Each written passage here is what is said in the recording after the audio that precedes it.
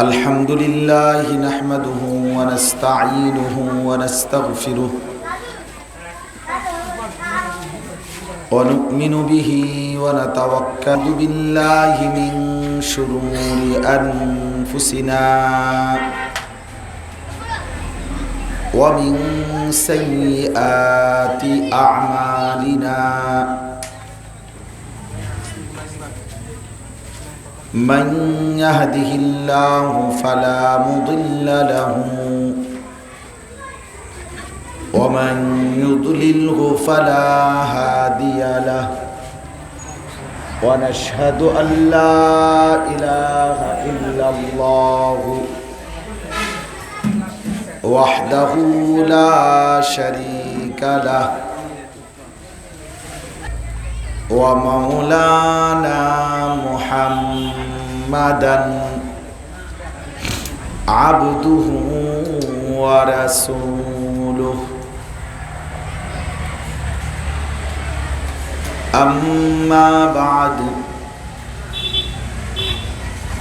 فأعوذ بالله من الشيطان الرجيم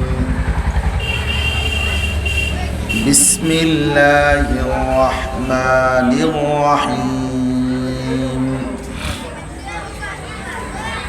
إن عدة الشهور عند الله 12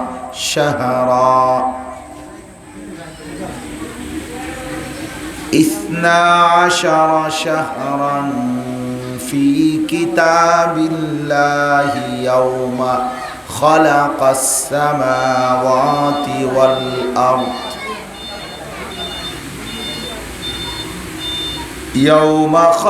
السماوات والأرض منها 4 حرم আগে গ্রামে মাসে কিছু মানুষ রসিকতা করে অনেক সময় বলতো, বেটা বহুত হুজুর আমরা পকেটে থাকে। তো এখন এটা বাস্তব, মানে মোবাইলের ভিতরেই তো লাখ লাখ হুজুর ওয়াজ আছে, তো এইটা তো ওনার পকেটেই থাকে। তো এই জন্য আসলে পকেটে কিংবা মোবাইলে রাখার মধ্যে কোনো সফলতা নাই, দিলে রাখে। কোরআনুল কারীমের মধ্যে আছে, আল্লাহ তাআলা বলেন, ওয়াত্তাবি' সাবিলা মান আনাবা ইলাইয়া, যারা আমি আল্লাহর দিকে ঝুঁকে এসেছে আমার সেই বান্দাদেরকে তোমরা অনুসরণ করো। তাইলে আল্লাহ তাআলার হুকুম এটা যে জীবন্ত কোনো মানুষ দিনদার মুত্তাকি আল্লাহওয়ালা তার অনুসরণ করে।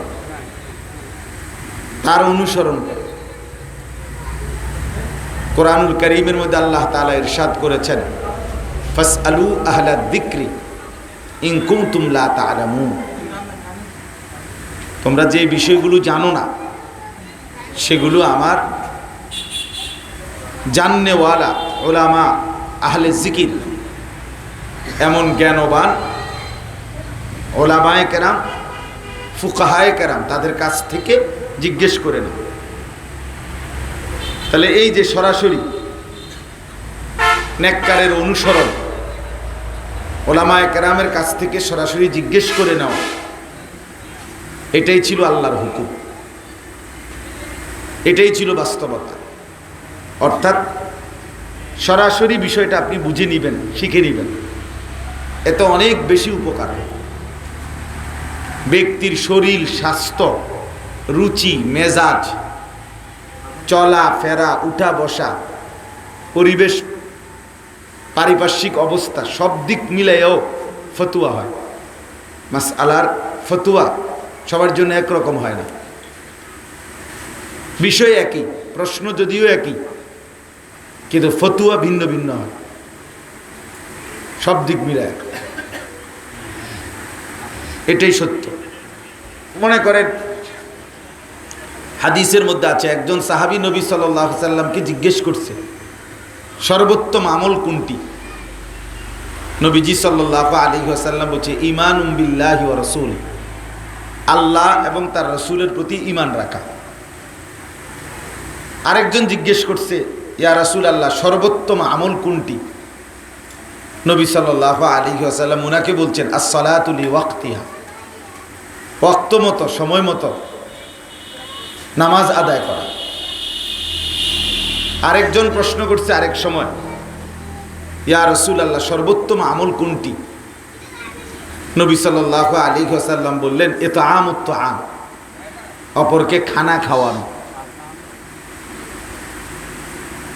এখন বলেন তো, কাউকে বলছে বিররুল ওয়ালিদাইন, সর্বোত্তম আমল পিতামাতার প্রতি উত্তম আচরণ করা। এমন বললেন কেন?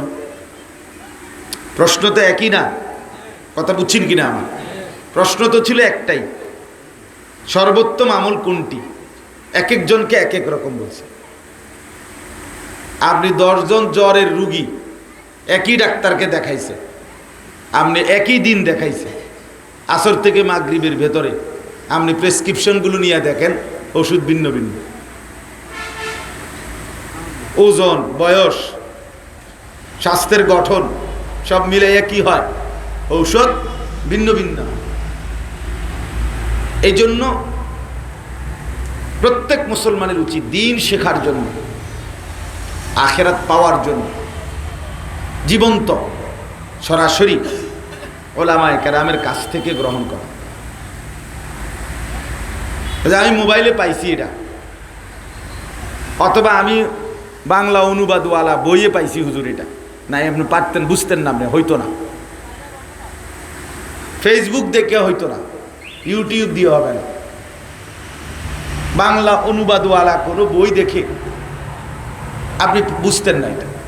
কোরআন শরীফের তরজমা দেখছেন, হ্যাঁ ঠিক আছে, কোরআন শরীফের তরজমা দেখে আমি হুজুর এটা বুঝছি, না বুঝলে হইতো না, আপনি পারতেন না, তাই দিন মানতে পারতেন না, কোরআন শরীফও মানতে পারতেন না। কোরআনের অনুবাদ আপনি পড়তে পারেন, তো এরপরেও কোনো ওলামায়ে কেরামকে যদি না জিজ্ঞেস করেন, আপনি ক্ষতিগ্রস্ত হবেন, পথভ্রষ্ট হবেন, এবং আপনি সিদ্ধান্ত নিতে পারতেন না। কোরআন শরীফে আয়াত আছে যে আল্লাহ তাআলা বলছে মদ এবং জুয়ার মধ্যে অনেক ক্ষতি, কিছুটা উপকার আছে, এটা কোরআন শরীফের আয়াত। কুল ফীহিমা ইসমুন কাবীর ওয়া মানাফিউ লিন-নাস। তো এখন আপনি যে এই বাংলা অনুবাদটা পড়লেন, এটার দ্বারা কি বুঝলেন? যে বোঝা গেল কিছুটা খাওয়াও যাবে, নাই তো কিছুটা উপকার তো আছে, তাহলে কিছুটা খাওয়া যাবে, কথা বলেন না কেন? জুয়া কিছুটা খেলা যাবে, তাইলে তবে বাংলা অনুবাদ কোরআন শরীফের পড়লে শুধু এটার উপরে আপনি এই তর্জমাটা দেখে কোরআনের যে আরো আয়াত আছে সেটা আপনাকে ওলামায়ে কেরাম বলে দিবে যে এটা দিয়েই সিদ্ধান্ত না। বুঝেন নাই কথা?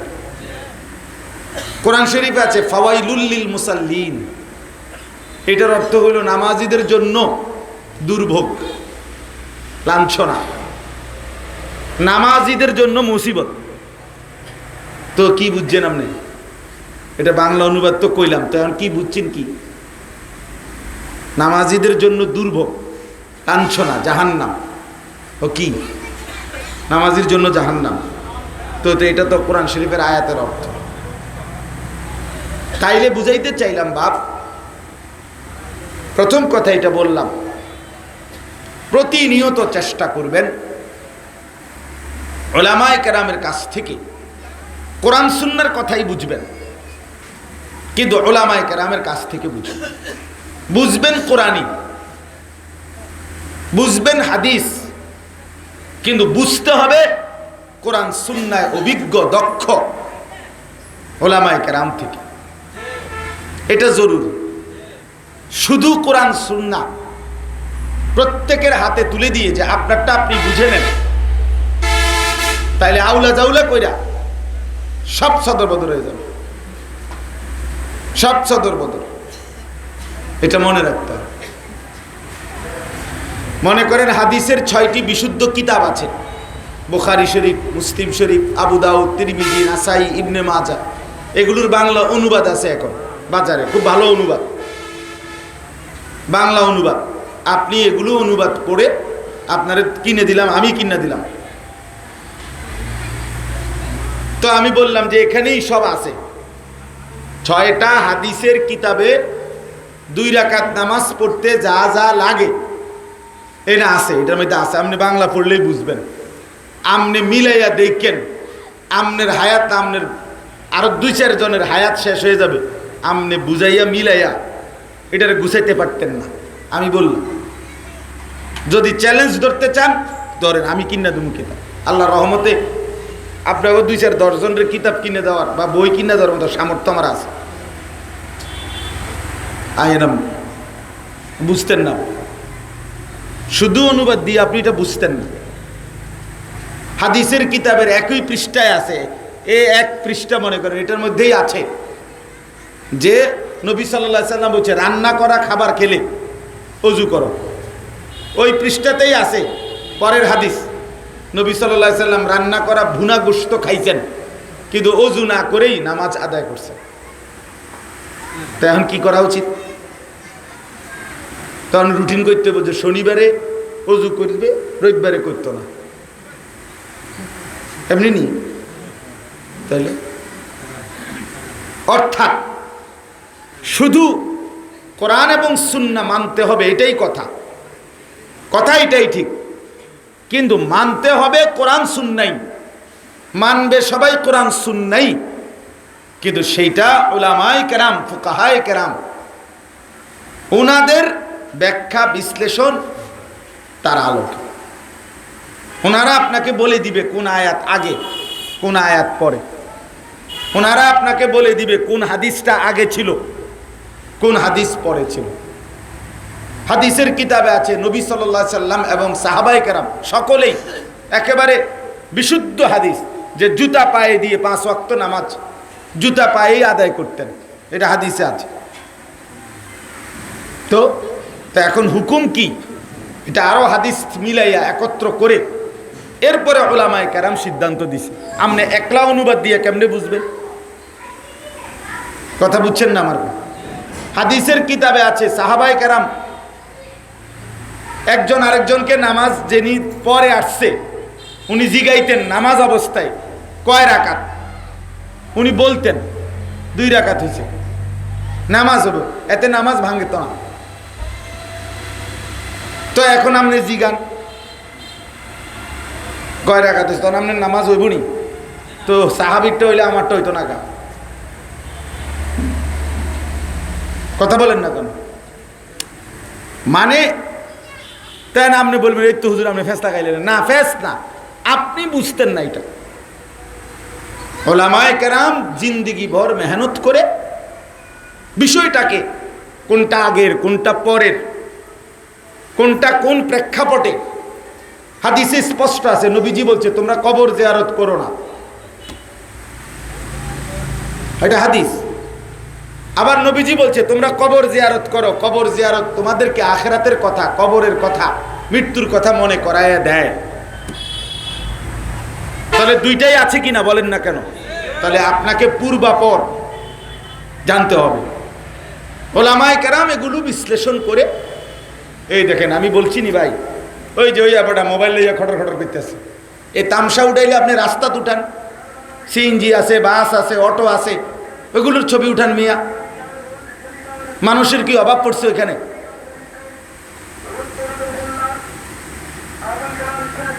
খামখেয়ালিয়ার এক জিন্দেগি, জীবনটা বেঈমান দুশ্মন আজকে সবাইকে মানে বড় মোবাইল দিয়া আমাদের জীবন এখন ঢালাই করে দিছে, ঢালাই টাইলস লাগাই দিছে সব। যে তুই আসছো পৃথিবীতে, তোমার জীবনের যত আকাঙ্ক্ষা, স্বপ্ন, কল্পনা, সৌন্দর্য যা কিছু, তুমি আর বড় মোবাইল, এটাই তোমার জীবন। তোমারে বানানোই হয়েছে পৃথিবীতে মোবাইল টিপটা, এই হলো জীবন। কি মক্কা, কি মদিনা, কি আরব, বাংলাদেশ। এই হজ্জের সফরে আমি তো গত সোমবারে আসছি হজ থেকে, সর্বত্র একই দৃশ্য। আহা, সবার কথা একটাই, পৃথিবীর সব হারিয়ে যাক কিন্তু মোবাইলটা আমার থেকে দূরে না যায়। এটা ছাড়া সে বাঁচতে পারে, ছটফট করে মরে। যদি হাত একটা খুললে রাখেন আপনি হেঁটে রাজি, কিন্তু মোবাইল এটা হের থেকে সরে যেত না। আপনি যদি পাও খুললে থুয়ে দেন, তবু হাত নিয়ে দেন একটা পাও, তো মোবাইল থেকে আমার আলাদা করেন না, তাইলে আমি আত্মহত্যা করব। এই এক জিন্দিগি আমাদেরকে পেয়ে বসছে। এক পাগলা নেশা, এক পাগলা নেশা। যাকে দেখে তার সাথে শুধু ছবি আর ছবি, যা দেখে তার শুধু ছবি আর ছবি। কত লক্ষ ছবি উঠতেছে, নিজে নিজে ডিলেট হইতেছে, নিজে টিপতেছে। কে দেখে, কতক্ষণ দেখেনি, কি তো দেখবো, বইয়ে বইয়া বইয়ে বইয়া আবার বুঝি এই 6 মাস আগের ছবি ইডি উড়াইছে, জিডি ইডি দেখবো। মানুষের আকাম, মানুষের আর কাম নাই, শুধু শুধু, একেবারেই শুধু শুধু, একদমই শুধু শুধু, একদমই শুধু শুধু। কোরআনুল কারীমের মধ্যে আছে, আল্লাহ তাআলা বলেন সফল মুমিন তারা যারা নিজেকে অনর্থক কথা এবং কাজ থেকে বিরত রাখে। ওয়াল্লাযীনা হুম আনিল লাগবি মুরিদুন। আল্লাহ বলছেন ফাইদা মাররু বিল লাগবি মাররু কিরামা। আমার প্রিয় বান্দা তারা যারা অনর্থক কথা এবং কাজ যখন দেখে তখন ভদ্রচিতভাবে পাশ কাটিয়ে চলে যায়। নবী সাল্লাল্লাহু আলাইহি সাল্লাম বলেন মিন হুসনে ইসলামিল মার'i তারকুহু মা লা ইয়ানি। কোন ব্যক্তির ইসলাম সৌন্দর্যমণ্ডিত হয় তখন যখন সে যাবতীয় অনর্থক কথা এবং কাজ ছেড়ে দেয়। তার ইসলাম সুন্দর হয়, তার জীবন সুন্দর হয়, তার মুসলিম পরিচয় সুন্দর হয় যখন অনর্থক কথা এবং কাজ ছেড়ে দেয়। এই জন্য বাপ রাগ হইেন না, হয়তো একজনকে বলছি, কিন্তু রোগ তো সবার। রোগ তো কি বলেন, সবার সবার। এই জন্য দয়া করে এখনকার জন্য বললাম, আপনি আপনার বিবেককে প্রশ্ন করেন। এই বড় মোবাইল, এটা প্রয়োজন আছে। অফিসিয়াল, দেশে বিদেশে, ব্যক্তিগত, পারিবারিক, চাকরি, ব্যবসা, জীবন চলার বর্তমান অনেক কিছু এটার সাথে সম্পৃক্ততা আছে, যেটা লাগবেই। হ্যাঁ ঠিক আছে, জরুরত তো জরুরতে, প্রয়োজন তো প্রয়োজনই, কিন্তু সারাদিন মোবাইল টিফোন, এটা কি প্রয়োজন আমারে বল। একারে পাগল ছাগল, গরু ছাগল, আঁশ মুরগা, বেড়ই বেড়িয়ে, জোয়ান বুড়া, সাদা কালা, হুজুর, জিডা পাউন এটা ছবি উঠাইতে হবে, এটা কিতা, এটা প্রয়োজন? হ্যাঁ, এটা জরুরত হইল কোনো, এইটা বুঝাইতে চাই। প্রয়োজনকে প্রয়োজনের মধ্যেই রাখেন, দরকারকে দরকারের মধ্যেই রাখেন। আমরা মদিনা শরীফ গেছি, রিয়াজুল জান্নাহ, রাসূলুল্লাহ সাল্লাল্লাহু আলাইহি সাল্লামের রওজা শরীফের পাশের যে জায়গাটা, এটাতে ঢুকতে হলে বড় মোবাইল দেখাইতে হয়। এটা লাগবে, বড় মোবাইল দিয়া অ্যাপস সে রেজিস্ট্রেশন অনুমতি নিয়ে এটা দেখাইয়া ঢুকতে হয়। তো এটা আমার দরকার না, এখন আমি এটা সারা দামু কেমন না। তাহলে দরকার আছে কোনো কিছু, কোনো দরকারে তো দরকারই, কিন্তু যেটা বেহুদা সেটার কি অর্থ? আল্লাহ আমাদেরকে বুঝ দান করেন। বিষয়টা যদি সবাই মিলে একটু আন্তরিক হন তাইলে ভালো হবে। আমাদের জিন্দিগির হাজারো লক্ষ ঘন্টা, মিনিট, সেকেন্ড বাফ এই মোবাইল কেড়ে নিচ্ছে, কেড়ে নিচ্ছে শুধু শুধু শুধু শুধু। কোরআনুল কারীমে আছে, বিশ্বাস করেন, কোরআন শরীফে আছে, প্রত্যেক জাহান্নামের ভীষণ আগুনে যখন উথাল পাথাল ঢেউ খেলবে, উতরাবে, তখন জাহান্নামী আল্লাহকে বলবে রব্বানা আখরিজনা না'মাল সালিহান গায়রাল্লাযী কুন্না না'মাল। আল্লাহ, আমারে অল্প কিছু সময়ের জন্য দুনিয়ায় আরেকবার ফেরত যেতে দেন। এবার যদি যেতে পারি আমি সবগুলো নেক আমল করব। তখন আল্লাহ তাআলা এই কথার জবাবে জাহান্নামীকে একটা কথা বলবে। প্রথম যে কথাটা আল্লাহ বলবে, আওয়ালাম নুআম্মিরকুম, আমার বান্দা বলো তো আমি কি তোমাকে হায়াত দেই নাই? 60 বছর কারে দিছিলাম, 40 বছর কারে দিছিলাম, 30 বছর বান্দা কাকে দিয়েছিলাম?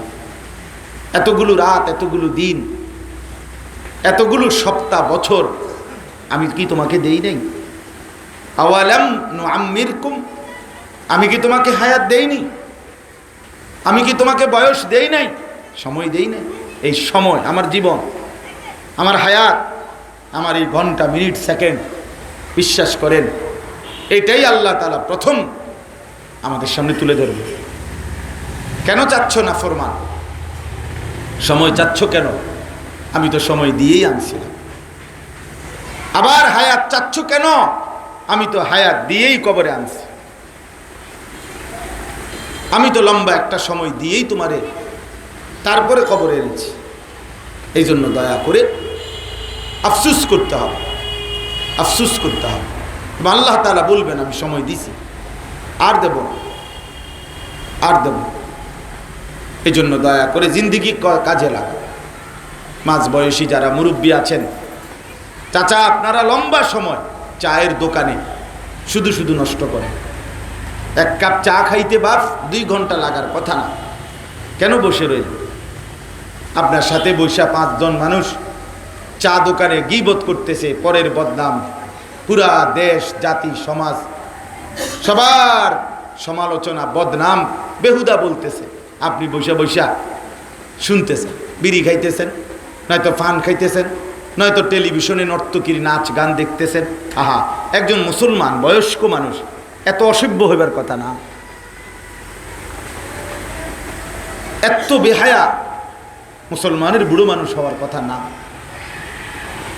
60 বছর বয়সী লোক আজও টেলিভিশন দেখে, নাচ গান দেখে, চা দোকানে বসে নর্তকীর ছবি দেখে। এই বুড়া মিয়া তো একেবারে নির্লজ্জ, বেহায়া মানুষ, একদম বেশরম লোক, বেহায়া লোক। এটা শক্ত পাথরওয়ালা মানুষ, তার গুনাহ তো পাথরের মতো গুনাহ। যারা হায়াত বেশি, 60 বছর বয়স যার, আজও গুনাহ ছাড়ে না, নারীর নাচ গান দেখা ছাড়ে নাই। এবার গুনার বয়সটা আজ বহুদিনের। কথা বলেন না কেন? এবার খাচ্চত খারাপ কে আজ নতুন নি তো? যে ছেলেটার বয়স 18, সে যদি নারী দেখে, তার গুনার বয়স, সে বালেগ হয়েছে 14 বছরের পরে, তাহলে তার গুনার বয়স 4 বছর। আর যে বড়ার বয়স 60 বছর, এবার আমারও বেড়ি দেখে, এবার গুনার বয়স আজকে কত বছর? হিসাব করেন না কেন? 15 থেকে 60 গুনেন। এই জন্য দয়া করে মুরব্বীদেরকেও বললাম, হায়াত কাজে লাগান। এত লম্বা হায়াত দেওয়ার পরও যারা কাজে লাগাইলেন না, বিশ্বাস করেন আপনারা বেশি আফসুস করবেন, আফসুস করবেন। আ'যারাল্লাহু ইলা ইমরিইন আখারা উমরাহু হাত্তা বালাগা 60। নবী সাল্লাল্লাহু আলাইহি সাল্লাম বলেন, আল্লাহ তাআলা যাকে হায়াত লম্বা করে 60 বছর পর্যন্ত পৌঁছিয়েছেন, 60 মানে 60 পর্যন্ত যাকে আল্লাহ হায়াত দিয়েছেন, অথচ তারপরেও জাহান্নাম থেকে বাঁচতে পারে নাই, আখিরাতে জান্নাতের পুঁজি কামাই করে নাই, খোদার কসম নবী বলছে কিয়ামতের দিন আল্লাহ তাআলা ওই ব্যক্তিকে কোনো উযর, আপত্তি পেশ করার, কিছু বলার সুযোগ দিবেন না। বিশ্বাস করে খার করাইয়ে ফিডাল, এমনি দাঁড়াইলেই হাসরের ময়দানে ফেরেশতারা বলবে ফিট তারে, একদম ফিট, টাচছে ফিট তারে, টাঙ্গাইয়া ফিট। খামখেয়ালি জিন্দিগি, শেষ বয়সটা পান সুপারি, শেষ বয়সটা বন বিড়ি আর চা দোকান আর গপ সপ, নাতি নাতনি নিয়া ফাইজলামি। এর জন্য আল্লাহ দিছিলেন? মস্কারি করতেন দিছিলেন আপনারে? হ্যাঁ, দাদা নাতিন অসভ্য কথা বলে, নাতিনের কয় বউ, নিকৃষ্ট বেয়াদব এই লোক, অসভ্য চরিত্রের লোক এটা। বেটা, তোমার নাতনি তোমার বউ হবে কেন? বেহায়া মানুষ না হইলে এ কথা বলতে পারে কেউ? আপনি বলেন মিয়া। মূল বিষয় হইল বুড়া হইছে, শাহওয়াত আজও কি যায় নাই, অসভ্য আখলাক এখনো যায় না। তাও ওদের এমনি মস্কারি, কামনে মস্কারি করেন কেন? আপনার বয়স এত হওয়ার পর আপনার মস্কারি যাইব কোন বছর? 200 বছর পরে নাকি? আখলাক হবে কোন দিন? জীবন সাজবে কোন দিন? ওলামায়ে কেরাম আসছে, কেমনে বলবো, ওনারা বলবো কইয়া। আল্লাহ, চলেন। এই জন্য বাপ দয়া করে মেহেরবানি করে, আমার কথা রাগ হয় না, আমি একটু শক্ত মানুষ, কাটা ছাটা কথা কই না মানুষ, কিন্তু বাকি অন্যায় বলছি কিনা সেটা বলেন। আমরা দয়া করে হায়াত কাজে লাগাই, হায়াতটা কাজে লাগান। শেষ বয়স আল্লাহ যাদেরকে দিছে, সুযোগ দিছে রে বাপ আল্লাহ, চাচা আল্লাহ আপনাকে সুযোগ দিয়েছেন। কত মানুষ জওয়ান কালে অল্প বয়সে কবরে চলে গেছে, আর আল্লাহ তাআলা লোকটাকে সুযোগ দিছে। আমাদের সাথে পরিচিত, আমাদের আজকে হজ শেষে এইবার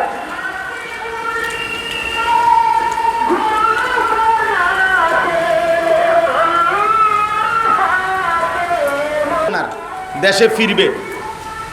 আজকে শেষ দিন, বিদায়ী তাওয়াফ, শেষবারের মতো তাওয়াফ করতেছে। আল্লাহর ঘরের চারদিকে 7 বার ঘুরলে এক তাওয়াফ হয়, 7 চক্কর ঘুরলে। তো শেষ, এরপরে চলে যাবে দেশে। 5টা চক্কর ঘুরছে, 5 ঘুরা শেষ, আর 2টা চক্কর বাকি। এই সময় এই লোক বাংলাদেশি, আমাদের পরিচয়, মানে স্ট্রোক করছে, ওইখানেই মারা গেছে। এইবার জহির ভাই, আহা, আর 2টা চক্কর পূর্ণ করতে পারে না, কবরে চলে গেছে। সব সাইরা জিদ্দা এয়ারপোর্টে আইছে, আরেকজন জিদ্দা এয়ারপোর্টে ওইখানে বসে স্ট্রোক করছে, মারা গেছে। অর্থাৎ এখন বিমানে উঠবে, বাংলাদেশে আসবে। কি বা জিন্দিগি এভাবেই প্রতিনিয়ত চলেই যায়। তাহলে আল্লাহ তাআলা যাকে যেটুকু হায়াত দিয়েছেন, সময় দিয়েছেন, সুযোগ দিয়েছেন, উচিত কাজে লাগান, কাজে লাগান। আল্লাহ তাআলা কিন্তু সেকেন্ড, ঘন্টা, মিনিট, মুহূর্ত, মাস, সপ্তাহ, বছর আল্লাহ তাআলা হিসাব নেবেন। হুয়াল্লাযী জাআলাল লাইলা ওয়ান নাহারা খিলফাতান, আল্লাহ বলেন আল্লাহই রাত এবং দিন পর্যায়ক্রমে বানাচ্ছেন আল্লাহ। লিমান আরাদা আন ইয়াযাক্কারা, যে আল্লাহকে স্মরণ করতে চায় তাদের জন্য। আও আরাদা শুকুরা, যারা আল্লাহর কৃতজ্ঞতা আদায় করতে চায় তাদের জন্য। রাত্র আসে আল্লাহর স্মরণের জন্য, রাত আসে আল্লাহর কৃতজ্ঞতা আদায়ের জন্য, দিন আসে আল্লাহ বলছেন আমার জিকিরের জন্য, আমার শুকরের জন্য। ইউকাল্লিবুল্লাহুল লাইলা ওয়ান নাহার, আল্লাহ তাআলা বলেন আল্লাহই রাত এবং দিন পরিবর্তন করে থাকেন। এই কিছুক্ষণ আগে আমি যখন রওনা দিছি তখন ছিল আলো, এখানে এসে পৌঁছিত অন্ধকার। খুব দ্রুতগতিতে এই সাদা ধবধবে আকাশকে অন্ধকারের কালো চাদর দিয়ে যিনি এই কিছুক্ষণ আগে ঢেকে দিয়েছেন তিনি আল্লাহ, তিনি আল্লাহ। অতএব প্রতি মিনিট, প্রতি মুহূর্ত আল্লাহ। আবার রাত ভোর বানাবে আল্লাহ, আবার দিন রাত বানাবে কে? কুল আরাআইতুম ইন জাআলাল্লাহু আলাইকুমুল লাইলা সারমাদান ইলা ইয়াউমিল কিয়ামা মান ইলাহুন গায়রুল্লাহ ইয়াতিকুম বিদিয়াইন। আল্লাহ তাআলা বলেন বান্দা বলো, আজকের রাতটিকে লম্বা করে টেনে আমি যদি কিয়ামত পর্যন্ত রাত বানিয়ে রাখি, মান ইলাহুন গায়রুল্লাহ, এই বান্দা বলো না আমি আল্লাহ ছাড়া আর কে আছে? ইয়াতিকুম বিদিয়াইন, যিনি আগামী কালকের ভোর আলো নিয়ে আসবেন। কে? আল্লাহকে বাদ দিয়ে কে আছে? আল্লাহ জিজ্ঞেস করছে আমাদেরকে,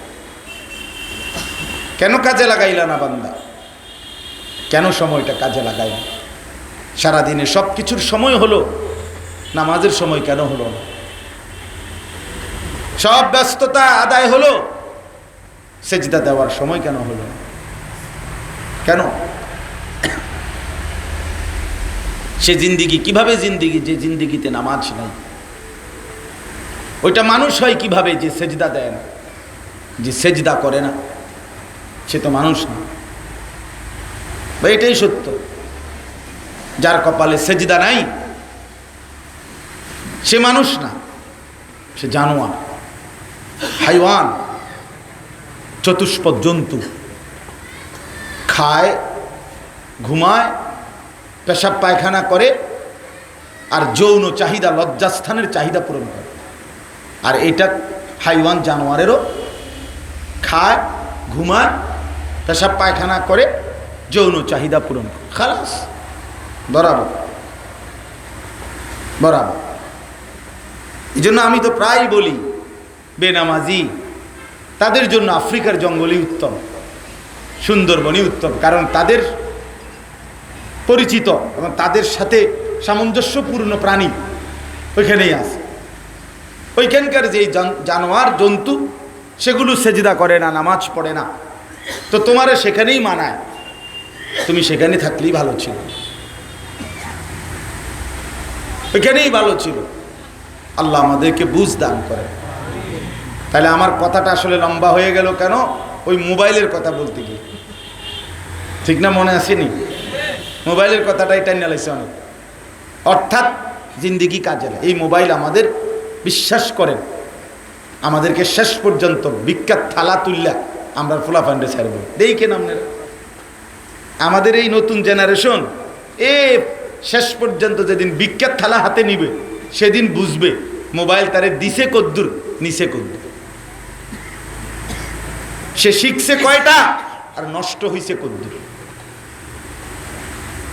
অনেক অনেক অনেক বেশি। এই জন্য দয়া করে আমরা প্রত্যেকে ইনশাআল্লাহ, আজকে প্রথম কথা এটাই, সময় কাজে লাগাই। কি কাজে লাগাই বলেন? হায়াত কাজে লাগাই, হায়াত কাজে লাগাই, হায়াত কাজে লাগাই। এ সময় আর আসবে না, এই রাত আর ফিরবে না। ইমাম ইবনু রজব হাম্বলি রহমতুল্লাহ আলাইহি বলছে, প্রত্যেকটা রাত বলে দুনিয়াবাসীকে, দুনিয়াবাসী আমারে কদর করো, আমি আর আসবো না।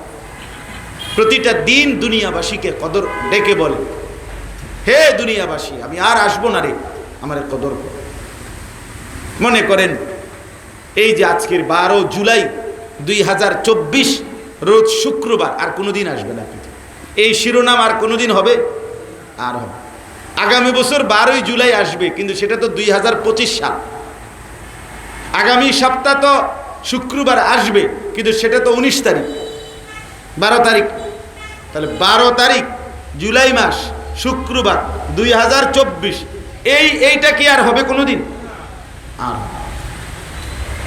আর হবে। এই জন্য যুবক ভাইয়া, হায়াত কাজে লাগা। আল্লাহ তাআলা যৌবনকালের বিষয়ে আলাদা জিজ্ঞেস করলেন, এটা স্পষ্ট হাদিস। নবী সাল্লাল্লাহু আলাইহি সাল্লাম বলছেন, প্রত্যেক মানুষকে আল্লাহ তাআলা তার পুরা হায়াতের ব্যাপারেও প্রশ্ন করবেন, আর যৌবনকালের ব্যাপারে আলাদা প্রশ্ন। ওয়া আন শাবাবিহি ফীমা আবলাহু, যৌবনকাল কোথায় ব্যয় করেছে, এটা অবশ্যই জিজ্ঞাসা করবে, অবশ্যই আলাদা আলাদা। এই জন্য আমরা প্রত্যেকেই চেষ্টা করি, নওজোয়ানরাও, মুরব্বীরাও, আপনারাও আপনাদের হায়াত বাকিটা সময় কাজে লাগান। তাসবিহ পড়েন, কোরআনুল কারীমের 2-4টা সূরা শুদ্ধ করেন, মুখস্থ করেন, দোয়া কালাম ঠিক করেন, মাসনুন দোয়াগুলো শিখেন। টয়লেটে ঢুকতে কি দোয়া, বের হইতে কি দোয়া, বাথরুমে ঢুকতে কি দোয়া, এগুলো শিখেন।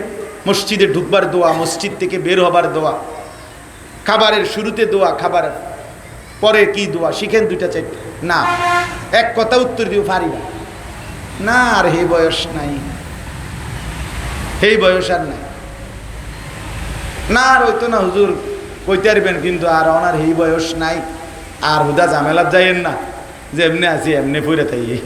বাহ, আখেরাতের বিষয় বললে আর এ কোঁতা কুয়ায় বেড়াইম্যা কথা কয়।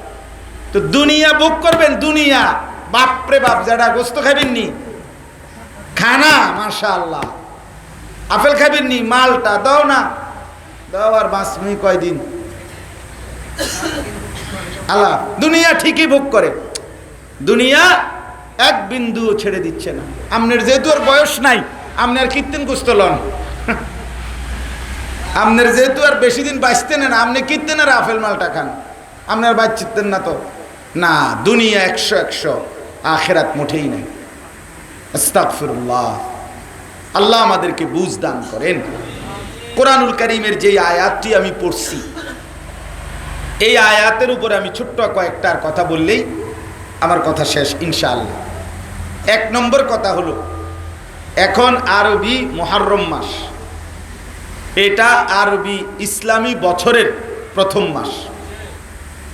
এখন একটি নতুন ইসলামী সন বছর শুরু হয়েছে, 1446 হিজরি। কত হিজরি বলেন? 1446 হিজরি। এই নতুন বছর, ইসলামী বছর, এইটা নতুন। আপনার ইসলামী বছরের প্রথম মাসের নাম হলো মুহররম। ওলামায়ে কেরাম বলেন, ইসলামের এই যে ইসলামী মাস, ইসলামী বছর, এইটার সাথে ইসলামী শরীয়তের অসংখ্য হুকুম আহকাম জড়িত, অনেক কিছু জড়িত আছে, যার ফলে একজন মুসলমানের জন্য, মুমিনের জন্য ইসলামী বছরের হিসাব জানা রাখা, এটা মুসলিম জনগোষ্ঠীর মধ্যে এটার হুকুম হল শরীয়তের ফরজে কেফায়া। অর্থাৎ একটি এলাকা, একটি জনগোষ্ঠীর, মুসলিম অঞ্চলের প্রত্যেকটা অঞ্চলের কিছু মানুষ অবশ্যই তাদের উচিত ইসলামী বছরকে হিসাব রাখা, জানা, ফলে বাকিরাও গুনাহ থেকে বাঁচবে। আর যদি কেউ না রাখে হিসাব, কেউ না জানে, তাহলে সকলেই গুনাহগার হবে। জানাজার নামাজের যেমন হুকুম, জানাজার নামাজ কি? ফরজে কেফায়া। কি বলেন না? মহল্লার কিছু মানুষ আদায় করলে সকলেই গুনাহ থেকে কি পাবে? বেঁচে যাবে। আর কেউ আদায় না করলে সকলেই কি হবে? এই ইসলামী বছরের হিসেব রাখা এমন এই হুকুম। ইসলামী বছরের সাথে মুসলমানদের অসংখ্য বিষয় জড়িত। আপনারা একটা উদাহরণ দিই, সহজ বুঝবেন। ইসলামী বছর চন্দ্রের হিসাবে, এই যে আরবি মাস এগুলো হলো চাঁদের হিসাবে, আর ইংরেজি ক্যালেন্ডারের যে মাস এগুলো হলো সূর্যের হিসাবে, সৌর সন। আর এটা হলো চন্দ্র বছর। তো চন্দ্রের হিসাবে চাঁদের উঠা এবং চন্দ্র ডুবা, এই চন্দ্রের হিসাবে এক বছর হয় 354 দিনে। কত দিনে? 354 দিন। অর্থাৎ চন্দ্র মাসে 31 বলতে কিছু নাই, হয় 29 নয়তো কি 30। আর ইংরেজি এই সৌর বছর, যেটা ক্যালেন্ডারের আমরা যেগুলা এখন হিসাব রাখি, এখানে হলো এক বছর 365 দিনে। তাহলে 365 আর 354 মধ্যে ব্যবধান কয় দিন? 11 দিন। কয় দিন? 11। এই কোনো ব্যক্তি শরীয়তে একটি নির্ধারিত পরিমাণ সম্পদ যার কাছে এক বছর থাকবে, ওই ব্যক্তির উপরে যাকাত ফরজ। ওই ব্যক্তির উপরে যাকাত কি, মানে আমি সংক্ষেপে কইতেছি আর কথাটা। শরীয়তে একটা পরিমাণ কি করে দিছে, নির্ধারণ আছে সম্পদের। ওই পরিমাণ সম্পদ এক বছর যার কাছে আছে, তার উপরে কি ফরজ? যাকাত ফরজ। যাকাত ইসলামের একটি মৌলিক ভিত্তি, এবং যাকাত আদায় না করার শাস্তি অত্যন্ত ভয়ানক, অত্যন্ত ভয়ানক। এখন মনে করেন এই কথাটা আপনি বুঝলেন। এখন এই যে এক বছর সম্পত্তি, নির্ধারিত সম্পদ, এক বছর পরে যাকাত দেওয়া ফরজ। এই এক বছর 365 দিনের বছর না, 354 দিনের বছর। অর্থাৎ আপনি যদি ইসলামী বছরের হিসাব না রাখেন, না জানেন, না হিসাব করেন, তাইলে আপনার উপরে 11 দিন আগেই বছর পূর্ণ হইয়া আপনার উপরে যাকাত ফরজ হয়েছে, কিন্তু আপনি 365 দিনের কথা হিসাব ধইরা আরো 11 দিন লেগে অপেক্ষা করতেছেন। কথা বুঝছেন কিনা বলেন? তো এই অবস্থায় যদি আপনার ইন্তেকাল হয় অথবা অনাদায়ী থেকে যায়, যাকাত আদায় করেন না, আপনি নিশ্চিত যাকাতের ফরজ ত্যাগ করার শাস্তির আযাবের মুখোমুখি হবেন। তাহলে এখানে আপনাকে এই হিসাব করতে হবে ইসলামী বছরে। এই বছরটা কোন কিসের বছর? ইসলামী বছর। যে যাকাত কোন ছেলে মনে করেন সে যদি তারে প্রাপ্ত বয়স্ক সাবালক, তার যদি সাবালকের গোসল ফরজ নাও হয়, তাইলেও 15 বছর যখন পূর্ণ হবে তখন তাকে সাবালক হিসেবেই ধরা হবে। এখন 15টি বছর, এই 15 বছর যদি 365 দিন গুণনা, আপনি তো জন্ম তারিখ লিখে রাখছেন ইংরেজি, তার 15 বছর পূর্ণ করবেন আপনি 365 দিনে গুণনা 15 বছর হিসাব করলে, আর 354 দিনে গুণনা 15 বছর পূর্ণ করলে, তাইলে ইসলামী শরীয়তের হিসাবে প্রায় 6 মাস আগেই সে সাবালক হয়ে গেছে, কিন্তু এবারের হিসাবে এখনো হয় না। ওই 15 বছরের 11 দিন কমে গেছেন আপনার, তাতে সে আরো আগেই কি হয়ে আছে? সাবালক। কিন্তু আপনি তো জানেন না, আপনি তো জানেন হইলো ইংরেজি হিসাব। এটা উদাহরণ বললাম আর কি। এরকম আপনার অসংখ্য বিষয় আমাদের ইসলামী বছর। যেমন আমরা রমজানের রোজার হিসাব, আমরা রোজা রাখতেছি কালকে, তারাবি পড়তেছি আজকে, প্রথম তারাবি। তার মানে ওই যে সন্ধ্যা থেকেই চাঁদ উঠলেই অর্থাৎ সূর্য ডুবলেই আমাদের কি হিসাব শুরু। চন্দ্রের হিসাবে রমজানের চাঁদ উঠছে, মানে রমজান মাস শুরু হয়ে গেছে। তাইলে ইসলামী বছর মনে রাখা, হিসাব রাখা, এটার দ্বারা অসংখ্য বিধান শরীয়তের সময়ের সাথে সম্পৃক্ত যেগুলো, এগুলো ইসলামী বছরের হিসাবে, ইংরেজি বছরের হিসাবে নয়। এই কারণে একজন মুসলমান টোটালি ইসলামী বছর ভুলে যাওয়া এটা ঠিক না। আফসোসের বিষয়, ইনসাফের সাথে বলেন, এবার আমাদের সমাজে হাজারের মধ্যে, লাখের মধ্যে, শতর মধ্যে কয়জন মুসলমান ইসলামী বছরের কথা জানে? আপনি জিজ্ঞাসা করেন যে 2024 সাল, এটা কারোই ভুল হবে না, কিন্তু 1446 হিজরি এটা এখন জানে, এটা চলেন আমরা আজকে হিসাব করি। কথাটা বুঝেন নাই? এটা কয় % মানুষ আমনে খবর নেই। আহা।